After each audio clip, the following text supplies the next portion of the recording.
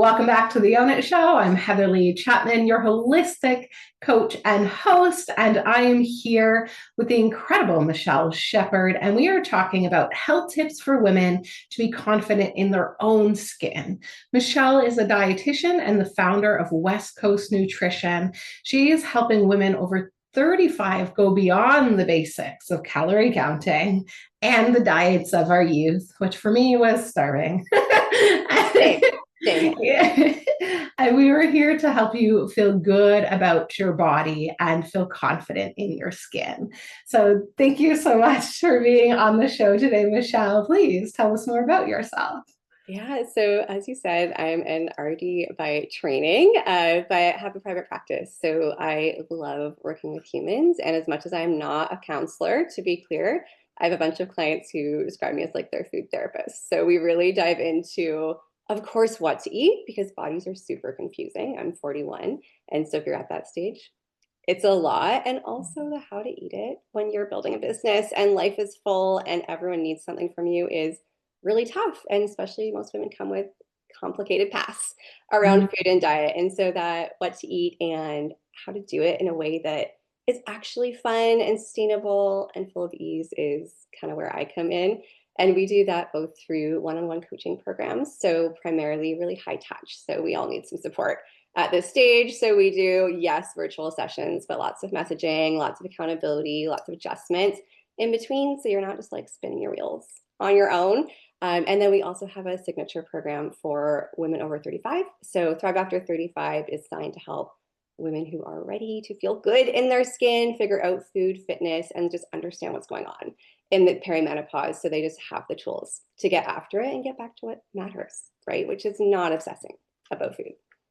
Yeah, and I love that you specialize with this amazing age group, which I'm in, because life and your body and your metabolism are different after 35. It is quite true. And perimenopause is a whole thing on its own, and learning to support yourself so you can support your hormones and thrive through that instead of barely survive. And it's such an important topic to speak about, as well as to get support on. There was a statistic I heard recently, and it was something insane. The amount of women, it was like 20% of women or something, leave the workforce during perimenopause Yes. because of the inability to manage. Now, a lot, they say through menopause, but menopause is actually after the menses. So what most people think menopause is actually perimenopause. Absolutely. And so women's health, not as commonly talked about before, kind of taboo. And now it's being able to support women through that time in their life so that they know it's not the end. You're not now going down the hill after. Actually, in your 40s is supposed to be when you're thriving and life gets better and we've figured things out and we are directing our energy more focused and excited. And yet that's really hard to do if our cup is empty and we don't know how to fuel ourselves. So I'm super pumped to talk about your 3 key tips today to help people thrive through that. And before we even go into that, tell us a little bit more about your journey and why you do what you do. Yeah. And so I'm an an entrepreneur and a business owner now, but I started off in traditional healthcare, right? I worked like most RDs in hospitals, I worked in cancer care, and it's such important work. But eventually I was burnt out and I just wanted to start something on my own, as we all start off with that like little spark. And when I started my private practice, I kept getting these women for who all the right advice just didn't work. So they'd come to me and they'd cut the calories. They were doing hours of cardio. They were training for a half marathon. They're like counting their almonds and drinking their coffee black, and they were miserable. They were Mm. tired. They missed eating like normal humans. They gained weight that wasn't coming off despite all of the effort. And that was like really frustrating to see them pour so much into it and feel like a failure. Because the reality is, if anyone has been to like their doc or talked to their husband, not to hate on husbands, but like, someone who hasn't been through it, especially in a female body, it was all they got was like, have you tried exercising more? Like, can you eat 10 almonds instead of 20? Like, you're probably doing too much, or you're just stressed out and you need to think positive. And they were already doing those things, right? And I think most of your followers and listeners are much like my clients, and that they're motivated, like they're trying the things, they're working hard on feeling good. And it was so defeating to feel like a failure when they were doing everything we were told to do. And Mm. what I realized is that these women's bodies weren't broken and my body wasn't broken because I was struggling too. It wasn't they weren't trying hard enough or that they were just like lying on their food diaries, which a really well-known RD once said in a very large session on weight and metabolism. And I like almost like yelled or vomited. I was like, pardon? People pay us, like they don't lie. But that was the belief. And that's what a lot of healthcare professionals are trained. But the whole model didn't work for them, right? The nutrition advice is largely based on young college-aged men. And 18 to 25-year-old men have about as much in common with a 35-year-old woman trying to lose weight and the life that she has as like a nickel and a tiger. Like there is no parallel there aside from like, you know, we've all got cells and the basics are the same. But like, of course it didn't work. And so the reality was that both what so many of us were taught and what we were giving these women was ineffective because it wasn't made for them. And so I spent a long time because I was having my own gut issues, my own health issues, and I was getting a lot of the same, like, have you tried stressing less advice? And I was like, yeah, you know, like I do, thank you. But I'm pulling my car over because my abdominal pain is 10 out of 10. Like help me. And so I got really frustrated and already had started this little baby private practice. And I spent years digging into the research, just trying things with those women and actually like listening to what they said. So going like, if they didn't think this worked, we tried something else, right? We didn't just keep cutting calories or keep adding more fiber or like pull sugar out of everything they'd ever eaten in their whole lives. And like also taking into account that expectation of time, of energy, of what's on their plate. Because the other thing I found was that like just being so overfaced with having to be perfect in Mm. eating to lose the weight, to get the energy, to have a gut that's not so cranky you can't eat out was really hard, right? And so really just kind of dialing into what we have for research and what we see in practice for women really works. And I have a quick client one. Can I share a little client story? And so Yes. we're going to call her Amber. Her name is not Amber, but I'm regulated. We protect people's stuff here. But as I was prepping for this, I saw her recently and she's such a great example. So she's 44. She's like a total badass. She's head of marketing at this like very cool company here in BC, which I was like, oh my God, like I admire you. She's super active. She used to hike all the time. She used to have marathons with her hubby, like Pilates with her friends. And she gained almost 45 pounds last year, eating the same, trying to work out the same, but like she was exhausted. Her workouts left her feeling drained for 2 days at a time. She was just struggling and none of her tools were working, right? Like she tried cutting calories, she tried running more, she tried lifting more, she tried like sleeping extra 15. And her doctor kept just saying like, yeah, like it's calories in, calories out. Like something is wrong here and you've got to figure it out. So she'd done the diet. She spent thousands on supplement protocols from a naturopath, which just gave her diarrhea. Sorry to gross everyone out, but Yeah. she lost 10 pounds because of that and then gained it when she came off of them, which really sucked. And at our very first session, I realized nobody had asked her about like her full health history. So she had PCOS, which is a condition that when you're younger, irregular cycles, infertility, the insulin resistance. And that had totally amplified as she hit perimenopause, which is really common. And women with PCOS, so her cycles were more irregular. She was hungry all the time. She was exhausted like every afternoon. She'd almost fallen asleep in like a very important pitch meeting the day before I first saw her. And that insulin resistance was making everything way worse, right? And so 6 small meals, all the chemo bowls in the world, it was making everything worse. And that was all she knew how to do. So early on, I kind of realized that we had to be more specific about how we help women with nutrition, with weight, with health, right? And so taking all of that, I've been able to build a practice where I give women the tools that work for their bodies, right? Not just for the 22-year-old college kid on the football team who's like, you know, how much caffeine works and can I eat 10 almonds a day and still feel good? And so with clients like Amber, we can come up with that really targeted plan, right? What to eat, how to eat it, what supplements work, and like which ones can you just throw out of your graveyard. And what we end up getting is not only something you can sustain, because that's important, but that my women feel better faster, right? To be clear, they don't lose 20 pounds in 20 days. I don't do that here. But they do get back their energy within weeks, right? They don't feel hungry after every meal, because that's friggin' annoying when you've had a Yeah. giant salad. And then they're able to start like fitting back into their clothes, like feeling really confident, in those pitch meetings instead of falling asleep. And also be able to keep it up long after they're done with me. And that is my big goal. It's perhaps not the best business model, but that's what makes me really happy. So being able to teach them how to do both of those things in real life is the entire kind of thesis of why we exist. I love it. And I just want to second exactly what you just said. And it's what I started my business on was I don't want to be a fast food physio where they have to come back every week for the rest of their life or multiple times a week. And no offense, physios. And I don't mean everyone. I love physiotherapy. Everyone needs Everything has a place. It was the business model that I did love. And it was the physiotherapist that trained me who actually said, I want you to think of it like a protocol, and your job is to help them be self-sufficient. And if you do that really well, they will refer people that you won't even need to market. And she was booked out months in advance. And that was her number one goal, was to help you not be a client and have the tools to thrive beyond. And all good practitioners and coaches, that's our number one goal. So I love that you're helping them create a sustainable and healthy lifestyle, Yeah. not a fad diet that's really hard to maintain so that when you stop, everything just reverts and we know and worse. Yes. Always worse. There's an extra 5 for every 10 you lost. Yeah, and it's not fun. And I trained for a physique competition in my 20s and I was starving. I was training 2 to 3 times a day.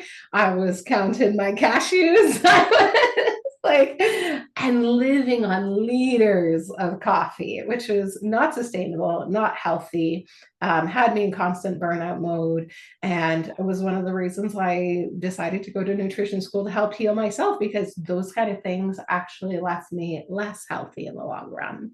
And so I'm so excited to go through your tips today. And our tip number 1 is the insulin sensitivity tip. And I'm super excited about this because this is so common. And I was just mentioning, even my brother has started to research on it, which is so exciting when people are starting to understand that it isn't just fasting, or it's not just starving yourself, and it's not counting the calories. It's not just calories in and calories out.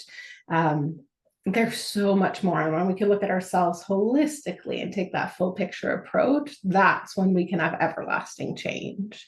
Absolutely. And so for tip number 1, repair insulin sensitivity by shifting what's on your plate. Tell us more about that. Yeah. And so I have to say, and to your point, when I first started talking about insulin sensitivity with clients and then with colleagues, like I got a lot of side eye from colleagues. They're like, these patients aren't diabetic. And I was like, I know. But they're, because my clients often say, they're like, my blood sugar is fine. And I think part of what you need to know is your blood sugar is fine until you're diabetic, right? So what diabetes means is your pancreas kind of given up the goat and gone, I can't produce enough insulin to counteract this blood sugar. And those cells kind of burn out in the way that we've all burned out. In our businesses and our lives, the pancreas kind of goes, nope, like I'm laying down on the couch. And so insulin sensitivity, we actually can measure if we do the right blood work. It's not standard, but I do it sometimes. But we can also reverse it. So it's still at that stage where insulin resistance starts 5 to 20 years before diabetes. So it's very long. But in that phase, I think the really beautiful part for me is that you can turn it around. You can restore those cells. There's so much prevention. And we've got these huge studies to show that. And so I will say this particular tip is the one that my health conscious clients, like the ones who've done vegan, they've done the diets, they eat all the quinoa, they have counted their cashews. This one gets them in trouble, the plate balance, because we're often focused on what foods to eat or what foods we shouldn't be eating.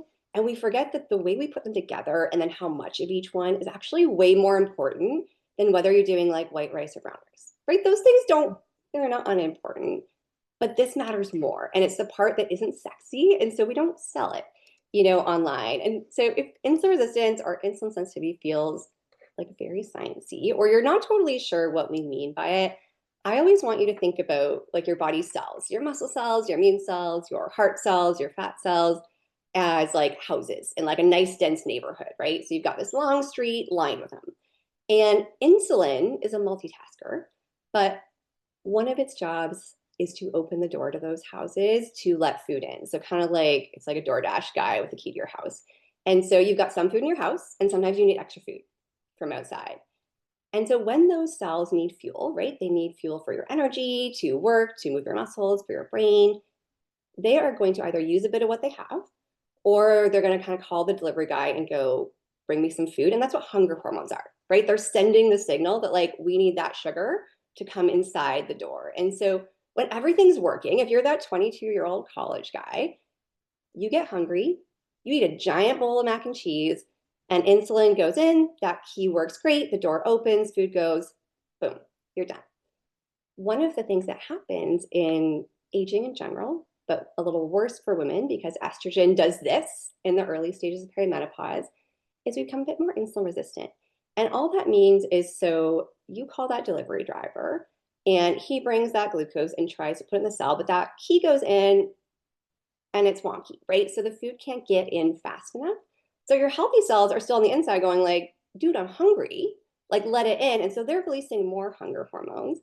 And as blood sugar rises, because you've eaten a meal with healthy carbs, like you had the quinoa, maybe you had the yogurt, something really great. The problem is your fat cells, they remain insulin sensitive till the day you die. So as blood sugar rises, to protect you, insulin's going to then go, I don't want to damage this street with all this sugar. I'm going to take the fat cells down the end. And fat cells are just storage cells, right? They're not evil, but they're happy to take that in. And so we get this kind of mixed thing where you're not only storing energy as fats, you're putting it in that long-term storage locker. Your healthy cells are still hungry on the inside. And so they're going like, please let me eat. And they're making you tired. So like, we don't have fuel to do the things you want to do. And so often my women come with sudden weight gain or weight gain way out of step with how they're eating. And they're also tired and starving all the time. And that is a sucky place to be, right? That sounds awful. And I know because I am working on this myself and it started to experience it. And it didn't matter the amount of hot yoga, the amount of fasted cardio, the amount of weight training, the amount of running, the amount of fasting, like no matter what I was doing, the weight was coming. And I'd be, like you said, exhausted for days. Yeah. After a workout. And that's why I had to stop partially the hot yoga so much because I was so fatigued and it wasn't just shedding the fat like it did 3 years ago. And I was like, okay, so it's not me. I mean, obviously it's me, but it's not just the habits, it's the body. And so now what, may I ask? Absolutely. And so our job is to try and lower that insulin so that the key works again. Essentially, the more insulin you're pumping out, the worse that log gets, right? It gets more and more difficult to open because you're wearing it out. And the way we do that is going to be to really focus on that meal balance before you fuss with anything else. Before you fuss with, to be like, when should I stop eating? I'm like, you have like no food at breakfast. And so we really want to make sure you're getting meals. If you kind of imagine that plate that are at least a quarter protein, but probably a bit more. For most, if you're like over 145 pounds, it's at least 30 grams, right? So if you're having like a dollop of yogurt on your oatmeal, your blood sugar is going like this all day long. So getting that quarter plate, that 30 plus grams of protein, because it's going to actually slow stomach emptying. So you get nice little drip, drip, drip of those carbs. You don't have to cut them out, but we're using a portion that makes sense. And we're kind of giving you that slow, steady stream instead of the big spike where insulin's going to go crazy. The other part is kind of adjusting the carb portions to the body you have now and the life you have now. I got a lot of clients who were super active, right? They love doing the things. My clients are healthy, motivated, they're entrepreneurs. Like, we love a thing and a hobby, but they got the promotion. They started the side gig. They had the kid. They got the dog who doesn't like to go out in the rain. And they've shifted. And in perimenopause, because we're more insulin resistant, that portion for carbs shifts too. And so I usually have clients start about a quarter or less of the plate, maybe like half cup. And carbs are, the other thing is just to watch that you're not stacking them sneakily. So Heather and I are in Canada, and I grew up in Ontario. And when I was little, you got like chicken and then peas and corn and carrots and potatoes, right? But like those were your vegetables. Well, those are also all carbs, right? Those starchy veggies, like your carrots, your potatoes, your root veggies, the corn, all of your grains, your flour-based foods. So like bread, toast, crackers, but also your fruit, also your beans and legumes, so your peas, your chickpeas, your black beans, those are all carbs. That doesn't make them bad, but they all need to fit in that corner so that they're not the main character of that plate and the other parts can do their job. And if you are more active, so my really active clients, the ones training for half marathons, like going on the crazy multi-day hikes, they might need more, right, to time on those days. But most of us as business owners are doing a lot of sitting on Zoom and need less than we used to. And then that last part is the volume of non-starchy veggies or like lower carb veggies. And so if it's not one of those like root veggies, beans, legumes, it's there. Like we don't fuss over 2 grams of carb in an onion. The broccoli, the cauliflower, the tomatoes, the greens and the salads, which Heather and I are talking are not as appealing in Canada in the winter, but like, you know, I like to put my arugula in a hot meal and just like let it disappear. But the volume of those is also going to slow down that absorption, steady blood sugar, so you won't get so much insulin, and also give you the nutrients you need. And we'll talk about that in tip 3 to be more insulin sensitive, to produce energy more easily so that your whole day gets a little bit easier. And so focus on that balance, which you can do eating out, you can do with pre-made meals, you can do cooking from scratch. You don't have to be like prepping 8 hours a day, is going to give you that nice steady energy. So insulin stays lower, which allows those cells to actually get better at using fat for energy again. I love it. That's amazing. So can you just draw a picture of that plate again for everyone who's listening? Absolutely. And so if I think about a plate, um, at least a quarter protein, probably a bit more.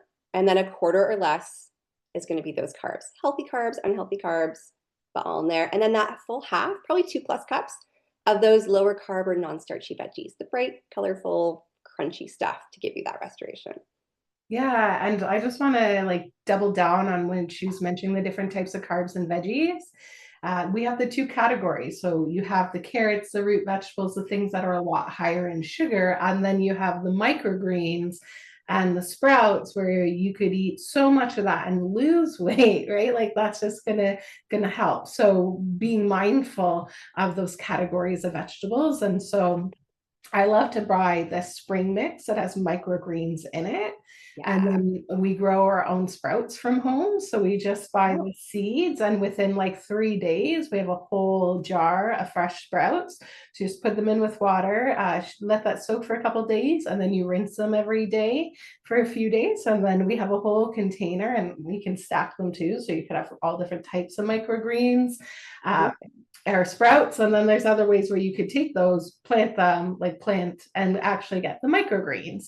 So that's one of my favorite things because what I find is when you don't have all those carbs or those harder vegetables, you miss the crunch, like something yeah. to chew. And so that's why I love the like crunchy sprouts and the fresh lettuce. And it's Yeah. there's something about being able to have that sensation of chewing and not just like soft veggies. So I love that. So making Yeah. sure we have that balanced plate is essential. Yeah, it doesn't have to be like chicken and steamed broccoli, right? Like I will air fry broccoli with all the spices and like I use oil or butter on it. Like it can be good. And I think, yeah, getting that texture and just finding ways to make it delicious, which will give you some ideas at the end too, makes it a lot easier to adjust it.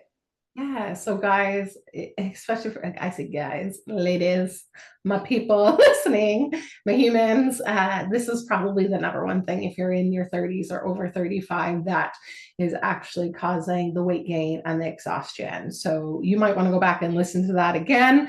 We're going to keep going and she's got more tips for you. So tip number 2, take care of your nervous system daily to keep hunger, hormones, and binging in check. So tell us, how does the nervous system have to do with managing our weight? Absolutely. And I do know this is not a nutrition tip, but Heather and I titled it health tips so that we could like squish this one in there because I think it's near and dear to both of our little like happy helper hearts. But one of the things I think, especially my women over 35 and my business owners, my leaders struggle with is that they're like really focused on trying to fix the food to get the goal, more energy, weight, less bloating, whatever it is. But your nervous system has a huge role to play in what you eat, in what you crave, and how much you eat, your impulse control when someone brings donuts to like the office, and insulin sensitivity. So that kind of chronically unopposed, just like stress, which is most of our days, right? That's okay. Life is full, but it actually shifts your metabolism and your brain function. And as someone with ADHD who like impulse control and executive function is already, a thing I'm working on, like I can't mess with this part, right? Like we need what we need to get done. We're an ecosystem. And so that central regulator of both behavior and energy is where we so often end up feeling like a failure because we've missed this part, right? We feel like we should willpower it. And willpower is not really a real thing, when it comes to food at the very least. So I can't fix my client stress. I wish I could. But what I typically have them do is at least daily try and offset that kind of rising stress, which is just a chemical response in our body, by taking kind of 30 seconds to 10 minutes, one or more times. Like, don't let your brain get, I don't have enough time for this mode throughout the day, just to empty that cup a little bit. So your like rest, restore, repair nerve system, your parasympathetic, can come back online. And that's going to give you that impulse control or the cravings and binging coming down, the hunger hormones come down, and typically insulin sensitivity goes up too. And we can measure that, which is pretty cool. And so proactive, if you're like me, you have to schedule them. I have daily meditation 15 minutes in my calendar blocking every day. Is it silly that I need to remember it? But I do, or I won't get it done. And this needs to feel good. So practical self-care is a real thing. But for this part, do not do push-ups or clean the toilet if you don't like doing those things. If you do, great. But I had a client who was like cleaning her bathroom and was like still feeling stressed. I was like, do you like that? And she's like, well, no, but it's self-care because it's clean out. I'm like, that's a different kind of self-care. My friend, and I was not born to be Martha Stewart. Like, I don't love cleaning either. So like not on my bingo card, but it has to be something that feels good. Start really small. A lot of my parents will do it like they're a little like Calm 1 minute meditation on their app in the pickup line, right? Or before they get out of the car and go into the chaos. Like, small is fine. And then think about what you need. So sometimes that might be calming and meditative. Sometimes it might be physical relief. Like I've got a foam roller because I've got some chronic pain. That feels real good for 2 minutes. It might be more active or energizing. It could be jumping jacks. It could be shaking. It doesn't have to be Zen meditation if you hate that. And I've actually got a big self-care ideas list because we talk about it so often that I'm happy to share the link for you guys with Heather. But you have to find a couple of things in your toolkit that you'll do in your day consistently. Yeah, I love that. In our community, I call it our reset routine. Yeah, so I've created a little YouTube playlist for our clients, and that's our goal throughout the day is to reset our energy in between activities and set our intentions before we start the next activity. So grounding your feet in the grass, doing a yoga or taking a breathing or lying down. One of our clients loves her rebounder, so like trampolining. And yeah, in this playlist, I have like 20-minute Pilates if people wanted to do 4-minute meditations, 10-minute breath work. So just little plugins. And we could have it so simple, just like I do with all my guests before our show. We take 3 big deep breaths together. Yeah, it doesn't have to be big. No. And how good do we feel after that? And so centered and grounded. Right? It like gave us that energy. And I always tell my clients too, you don't have to like feel amazing right after. Like you should feel a little better, but it's still working, right? Like it's the practice that matters more than the like all of a sudden feeling like you're a Zen 22-year-old. And sometimes for me, it's literally stillness and resting my eyes. Like I just need to close my eyes for like 1 minute and just breathe. And just breathe. And then I can come back and it's like I have 10 times more of the energy. I just literally needed a moment to reset. Yeah. And so there's so much power in supporting our nervous system and paying attention to it and knowing it is an essential part of holistic health because it is part of the thing that's running the show. You want energy, you don't, and you also don't want to be impatient, or I'm choosing that word because we could call ourselves a lot of other things. We'll call it impatient. And a lot of this has to do, like the binge eating, all this has to do often with the hormones. And often part of the hormones are triggered because our nervous systems are overrun all the time. And so you want to be healthy. It includes pausing, breathing, being present, and asking yourself, what does true self-care look like and feel like for you? I Deserve is an incredible company that we're putting together a holiday drive, donation drive. They do gift boxes for mental health and well-being. And we're super excited to be donating to a couple of the charities in Toronto. So that's coming up shortly. If you guys keep an eye on that, if you're watching now, and if you're catching this years later, I'm sure we have another one going. So you want to check that out. And one of the key things we talked about during our podcast episode was the holistic component, the nervous system, and supporting that with self-care. And I listed out like what my self-care Saturday looked like, and I loved her response. She was like, no way. Like, that is way too much. Like, I do a quarter of that for like a self-care day. So also know that it's unique to whoever you are and what that looks like. So challenge, what does self-care look like for you? What's one thing you could do daily that would have you reset, pause, feel better, check in, fill your cup, that you could do with ease regularly, and come back and let us know what it is that you choose to do? Yeah, I always love more ideas. Honestly, my entire list was built off of client things because like I have my things, but like my clients like to craft and I would have never thought of that. Like knitting does not bring me steadiness, but it might bring you. So I love the idea of hearing what else everyone else is doing. Yeah, and actually, you just remind me. So, when is guitar playing for me? I'm learning. I'm getting pretty good. Could play a couple songs pretty good. I don't think my family band would invite me up on stage to play guitar yet, but that's okay. I wouldn't invite you. You just reminded me the adult coloring books I have, and I actually was doing that for quite some time. That and some are so nice. We actually put them up around the house, and so yeah, that's a great reminder. Crafting, like, what does that self-care look like for you? Just to pause that nervous system, just to be present in the moment, and put all the other stressors away just for a moment. Absolutely. And then you can come back to them. Yeah, they'll still be there, right? Oh, yeah. I can tell you at 41, they don't leave without your attention. So like, just let them stay for a minute. And actually, I just want to add one more thing before we move on to that tip that will help you with that. There is no bear chasing you. Mm-hmm. In this very moment, you're good. You're actually really, really good. There's nothing wrong. There's nothing to do. Everything is perfect, full, and complete in this very moment. And you can get back to everything else after, but to remind us that we don't need to stay in that fight or flight stage where we're anxious about all we have to do and what we could have done and what we should do. And it puts us in a state like we are being chased by a bear all the time. So reminder, in this very moment, you're not. And you're good. You're actually really, really good. So just check in with yourself and remind yourself in this very moment, you're actually safe. And all is good. And it's okay to take a moment to pause. Yeah. Oh, I love that. Yeah. So let's dive into tip number 3. And this is one of my favorites because everyone's counting their macros. Go ahead if that's what you want to do. Go right ahead.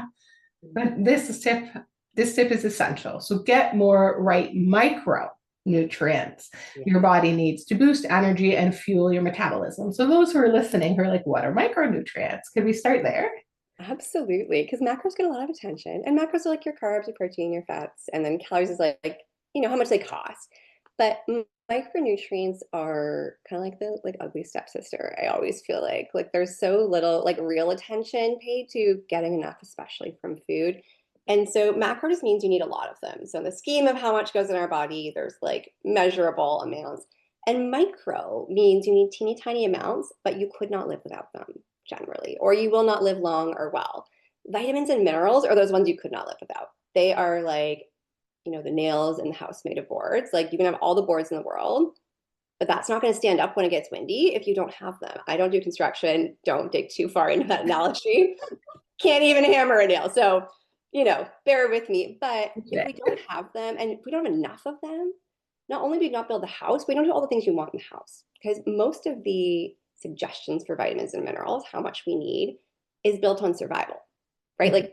Will you die if we give you less than this? Will you get a disease, 20 years early? The bar is low when we set those. For many more of them, optimal, where we don't get diabetes, or it gets 20 years later, or we actually like make enough energy to feel human in our 40s instead of tired, bit Mhm. higher than that, right? And there's also all those little really nice to have parts that are also micronutrients, the anti-inflammatories, the antioxidants, all of the like pigments, so like the colors in food are also micronutrients that help that rest restore system, offset stress and inflammation in your body, and help us with insulin sensitivity. So many of those are turning that dial back to where we want to be with metabolic health, with hunger hormones, with energy production when we get more than just enough of them. And so micro means little, but it is just as important as those big guys. Yeah, I love that. And trace minerals is actually one of my favorite things to use. It provides you with so much energy.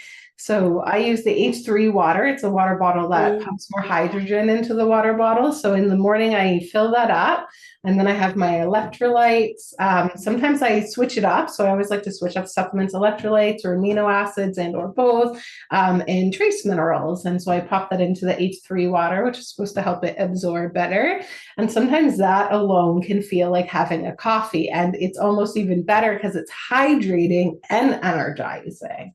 yeah. And these are the little things we only need in little tiny portions that we often don't get. And um, the soil's not as rich as it used to be. The water doesn't have the trace minerals or the density that it is, would be at a nutrient level of water versus just hydrating you, because water is healing when it is more dense and filled with more nutrients, which you can get around the world and in springs and what have you. And these things just aren't readily available often in our regular, I'll call them meal plans, not diets.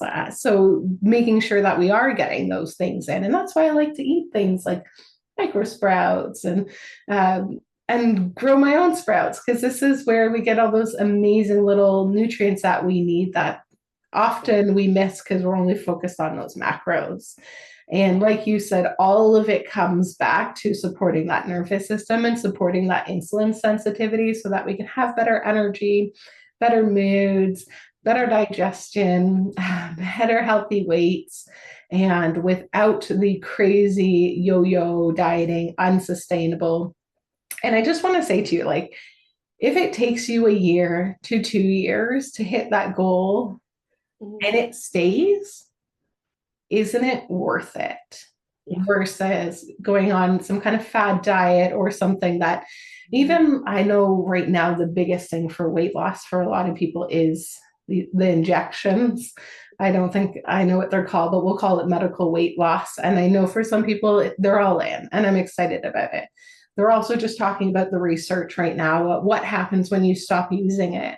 Mhm. Just like a yo-yo diet. Now you're going to gain more and your body's not necessarily trained to function in that way. So the best thing that you can do is do these foundational tips, work with someone like Michelle from West Coast Nutrition so that you can build a foundation for your life that's sustainable, that's going to help you get there and build a lifestyle instead of switching from fad to fad, which is actually stressing your body out more.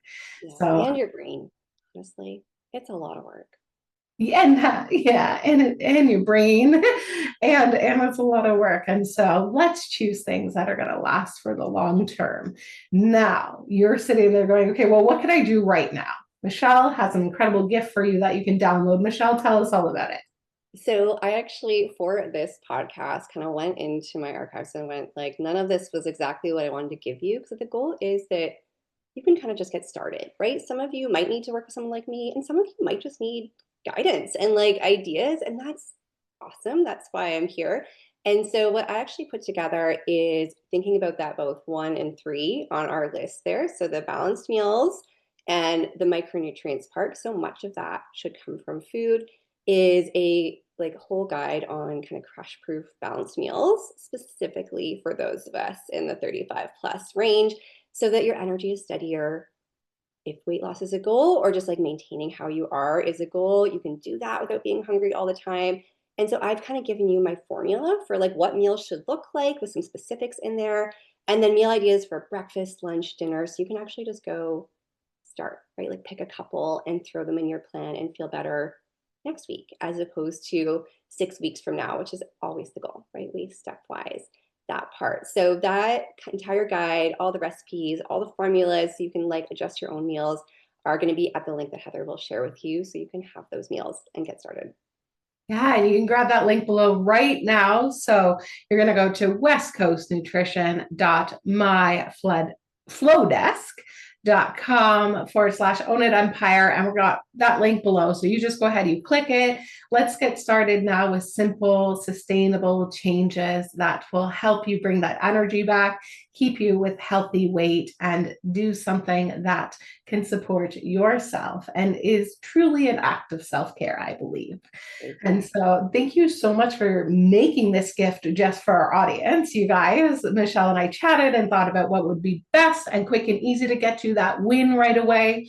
And she created this just for you. So make sure you go and grab that today. It is the Crush Proof Meals Guide to Restore Your Insulin Sensitivity. Now, I love to wrap up with my favorite book recommendation and why. And I say my, but your favorite book recommendation and why. And so tell us about your book today. So my book has nothing to do with nutrition, but when people ask me this, the one that almost always comes to mind as a book lover, I love all the things like fiction and not, is Rising Strong by Brene Brown. And the reason for that, it was one of the very first like self-development books I read that really resonated. And I got to feel seen and heard and also take accountability for the way my own stories and my connection to the really way I was living was affecting me still. So it is one of those things that gave me just a completely different trajectory and how I related to the world and the people around me. And also she swears and she's so funny and I did not feel shamed one time. And God, I needed that in like a self-development book. So it is a favorite if you have not read it.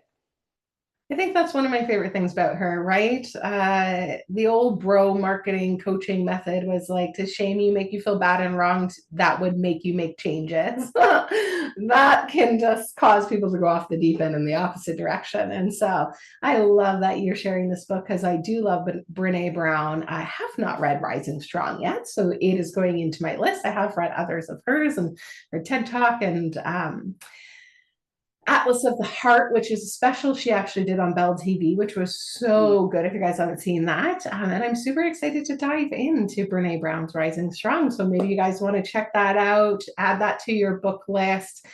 So many great book recommendations from our guests, so you can always check that out. And again, you might want to go back and rewatch this episode, grab the tips, grab the downloadable gift there for you from Michelle, and let's start making crush proof meals that can restore our insulin sensitivity, and let's build a sustainable and maintainable healthy lifestyle.